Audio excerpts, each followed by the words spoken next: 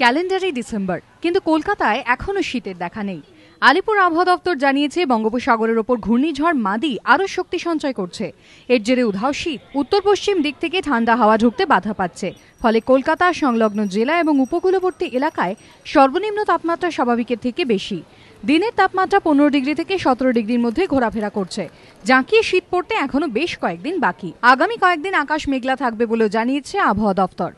উপকূলবর্তী জেলায় আকাশ মেঘলা থাকবে এবং এই মেঘলা থাকার জন্যই তাপমাত্রা কিন্তু খুব একটা নামতে পারবে না। এবং উত্তরবঙ্গের ক্ষেত্রে উত্তরে হাওয়া কিন্তু বাধাপ্রাপ্ত হবে এই ঘূর্ণিঝড়ের প্রভাবে।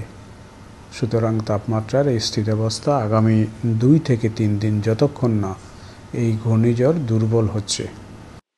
যদিও পশ্চিমাঞ্চলের জেলাগুলির তাপমাত্রা স্বাভাবিকের থেকে অনেকটাই নিচে, আবহাওয়াবিদরা জানিয়েছেন ঘূর্ণিঝড় মাদি শক্তি বৃদ্ধি করলেও চিন্তার কিছু নেই। মাদির গতি অত্যন্ত ধীর হওয়ায় তার স্থলভাগে আসার কোনো সম্ভাবনা নেই। মঙ্গলবারের পর থেকে সাগরেই শক্তি ক্ষয় হবে ঘূর্ণিঝড়ের। সঞ্চয়ন মিত্রের রিপোর্ট, এবিপি আনন্দ, কলকাতা।